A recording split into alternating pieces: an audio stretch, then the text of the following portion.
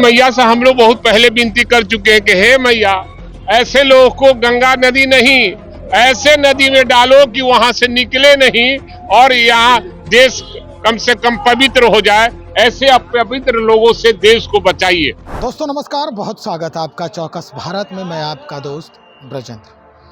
देखिए, विधानसभा सत्र शुरू होते ही जिस तरह का माहौल बन गया है, जिस तरह से अलग अलग मुद्दों को लेकर, अलग अलग मसलों को लेकर हंगामे शुरू हो रहे हैं, बात के जो तीर हैं वो चलाए जा रहे हैं, उसमें कई ऐसे विधायक हैं जो मीडिया के सामने बातचीत कर रहे हैं। दरअसल आरजेडी विधायक भाई वीरेंद्र जो है, आज ज़बरदस्त बयान दे दिया है। भाई वीरेंद्र ने बहुत कुछ कहा है अमित शाह के आने पर भी, और बहुत बातें हुई हैं जातीय आरक्षण को लेकर के भी, जातीय सर्वेक्षण को लेकर के भी। चलिए हम सीधा सुनते हैं भाई वीरेंद्र क्या कुछ कह रहे हैं। ये सवाल है कि विपक्ष का काम ही हर काम को डिस्ट्रक्टिव माइंड से देखना। अगर पॉजिटिव माइंड से देखते हैं तो विकास, बिहार के नौजवानों को जो नौकरी मिल रही है, इन लोगों को तो खुशी मनाना चाहिए। लेकिन आप संख्या बल देख लीजिए, हल्ला करने में भी संख्या बल उनकी कम है। जितनी संख्या है विधायकों की, आप देख सकते हैं कि कितने लोग हैं। बहुत भीतर से नाराज है, बहुत लोग संपर्क में है इधर कि भाई हम राजद से लड़ेंगे, जदयू से, महागठबंधन से लड़ेंगे। वो सब तय हो गया है। ये घोटालेबाज वो लोग हैं जो आरोप लगा रहे हैं। वो जुमलेबाज वो लोग हैं जिसने 14 में घोषणा किया था कि 2 करोड़ बेरोजगारों को हर साल रोजगार देंगे। तो वो लोग धोखेबाज हैं, जुमलेबाज हैं। अपने वादे पर वो खरे उतरते नहीं है।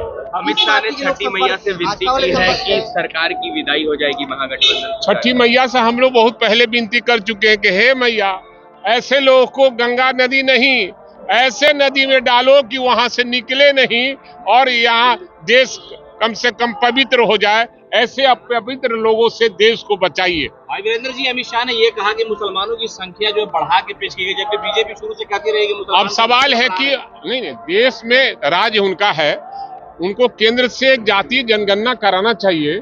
इस देश में जिस जाति की जितनी संख्या बतावे वही केंद्र में है ना। सरकार 10 सालों से कर रहे हैं राज, तो केवल हिंदू मुसलमान कर कर देश को तोड़ना चाहते हैं।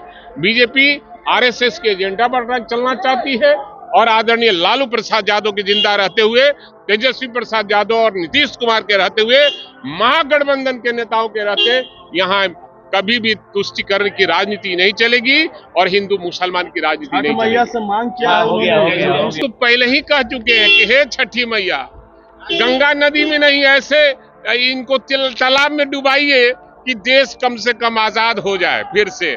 जैसे देश के लोगों के साथ जिस तरह से जुमलाबाजी कर रहे हैं, वो जुमला बंद हो जाए। आपने कहा कि संपर्क में है। अरे अब आपको बता दें, जब समय आएगा तो बताएंगे। संपर्क में लोग हैं, बीजेपी के लोग और एनडीए के लोग संपर्क में हैं। आएगा समय तो आपको पता चल जाएगा। अमित शाह ने कहा कि जंगल राज। अच्छा, अमित शाह को बोलने आता है। तो सुना आपने, आरजेडी के विधायक हैं भाई वीरेंद्र क्या कुछ कह रहे हैं।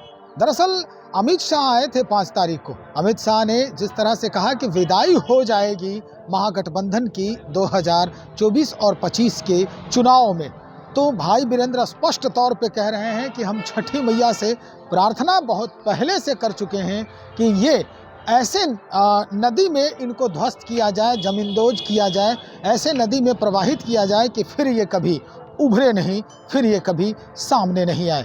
चलिए देखते हैं। हालांकि ये विधानसभा सत्र के दौरान पक्ष और विपक्ष के बीच जो नोक झोंक है वो लगातार हम दिखाते ही रहेंगे। लेकिन चुनाव नज़दीक है, चुनाव में कैसा परिदृश्य बनता है, हम इसकी भी खबर लगातार लेते ही रहेंगे। आप बने रहें हमारे साथ। आपका बहुत शुक्रिया।